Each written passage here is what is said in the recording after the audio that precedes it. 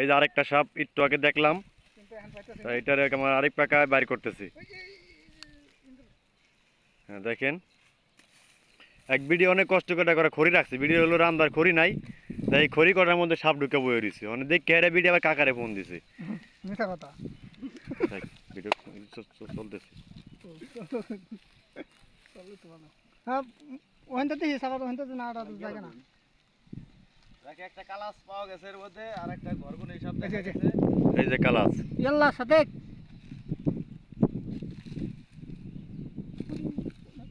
না ঘরগুনি নিচ থেকে ঢুকছে। হ্যাঁ, ওটা ছোট। ঘরগুনি কইতে কইতে দেখেন আবার ভয়ঙ্কর একটা বাইরে যায়নি। বেরেতে পারে সবই। সাদা কালার পুরো।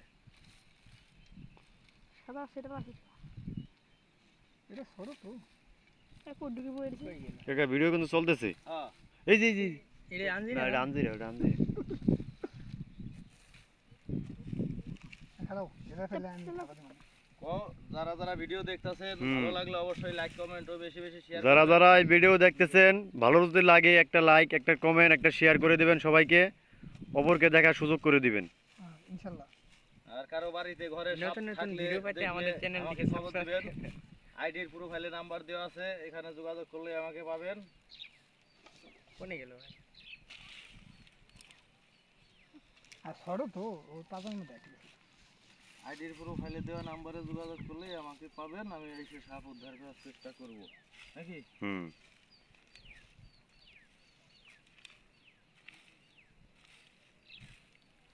একটু ওদিকটা এখানে কি দিন আগে এই পালা ঘুরে একটু লাভানটাই দেখলো ওটা। চানটাই হয় বান্টাই না ওই সহন বন্ধ করো আবার চালু করো। না চলো। কত বড় একটা দৌড় দিছিস? কাকা তুই যে পাড়া পোড়া দিয়ে আমার ডর করে কিন্তু।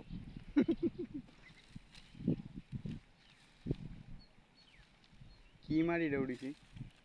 সপরে সিন্দুরে গেল কই? এটা আমার নিকে উপকার হবো, আমি কিন্তু দুয়ার মার নিকে আহি। আর এডুকের মধ্যে সারা ঘর সেলাই গেল। বললাম তো ছোট তো, ওই জামাই কাম দোলার মধ্যে। নাইলে জঙ্গল এ মাটি মধ্যে কি আছে ধর্ম? পিস কি বুঝলাম।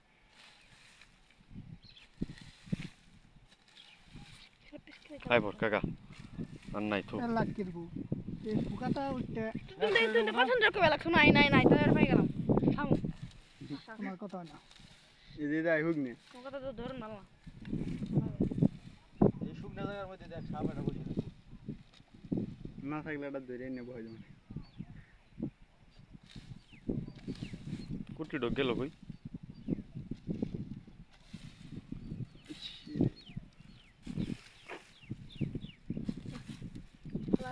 ওই আইছে হে নেই মানে খুঁজতে কোথায় আমার পেলাম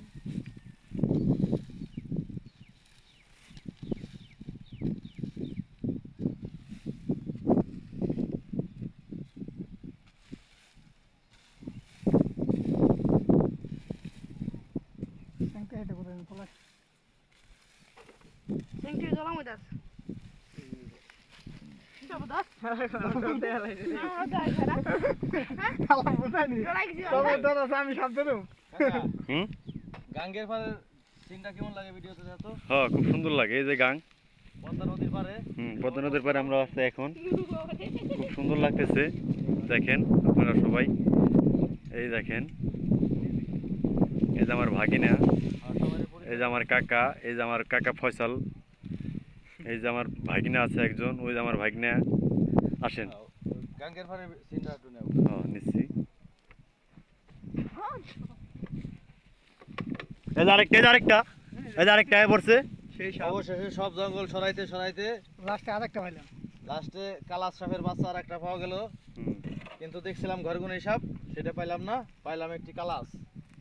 এটা কিন্তু ভয়ঙ্কর বিষধর কালাস।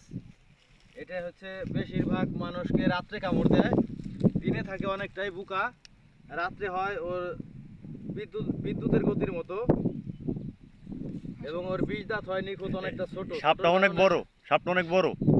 সাপটা অনেক ছোট, ওর বীজ দাঁতও হয় আরো অনেক ছোট নিখুঁত। এই জন্য এগুলো বেশিরভাগ বর্ষার মৌসুমে বিছানায় উঠে কামড় দেয়, চোখের থেকে কামড় দেয় খুবই কম। রাতে মানুষের বিছানায় উঠে যায় এই সাপগুলো, অন্য অন্য সাপ বিছানায় উঠে খুবই কম। তো সেই ক্ষেত্রে আপনারা চর অঞ্চলে যারা বসবাস করেন অবশ্যই রাত্রে শোয়ার সময় মশারি টানাবেন, এবং রাত্রে যারা চলাফেরা করেন হাতে টর্চ লাইট ব্যবহার করবেন। সতর্কের কোনো মাইন নাই নাকি? হুম। কি পেস্টটা দিছে কালাস সাপ অত্যন্ত, এই গুকরা সাপ যেরকম বিষধর, রাসেল ভাইপার বিষধর, এই সাপটিও কিন্তু ওরকম বিষধর। এই জন্য কেউ এই ধরনের সাপের কামড় খাইলে কখনো ওঝা কবিরাজের কাছে না গিয়ে সরাসরি সরকারি হসপিটালে যাবেন। প্রত্যেকটা সরকারি হাসপাতালে ভ্যাকসিন রাখা খুব জরুরি, কিন্তু সব হাসপাতালে পাওয়া যায় না। যেখানে যেখানে ভ্যাকসিন পাওয়া যায় আপনারা সেখানে যোগাযোগ করে সাপের কামড় খাইলে সেই হসপিটালে যেয়ে চিকিৎসা নেবেন। আবার অনেকে প্রশ্ন করে যে সাপ সাথে করে নিয়ে যাইতে হয় কিনা। সাপ সাথে করে নিয়ে যাওয়া লাগে না। হাসপাতালে গেলে ওখানে যে ডাক্তার রক্ত পরীক্ষা করবে, রক্ত পরীক্ষা করার পরে বুঝতে পারবে কি ধরনের সাপে কামড় দিছে, সেই অনুযায়ী ডাক্তার ভ্যাকসিন দিলে ইনশাল্লাহ সুস্থ হয়ে যাবেন। আর হচ্ছে আমাদের সদরপুর হাসপাতালে সাপে কাটা রোগীর চিকিৎসা নাই, অ্যান্টিভেনাম নাই, ডাক্তার নাই। সদরপুর হাসপাতাল কর্তৃপক্ষদের বলবো যে সদরপুরে যেন সাপের সাপে কাটা রোগীকে সুচিকিৎসা দেওয়া হয় এবং ভ্যাকসিন স্টকে রাখা হয়।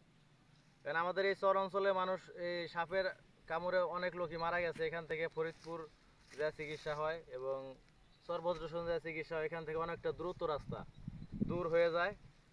কাকা আপনি এবার সাহেন, ওপাশে অনেক উল্লাহ, আপনি এবার সাহেন, আপনি এই পাশে আসেন। এবার সাহেন অনেক উল্লাহ, আপনি এবার আসেন। উল্লার মধ্যে আপনি যাবেন না। উল্লাই আর বললাই আজই মানে না। আবারও উল্লাই আর বললাই কিন্তু আজই মানে না। সাপেও কিন্তু উজা কবিরাজ গাছ গাছালি তাবিজ কবজ কিন্তু মানে না। এই যে আপনাদের এই আমরা এখানে বলতেছি সেই চরটার নাম কি?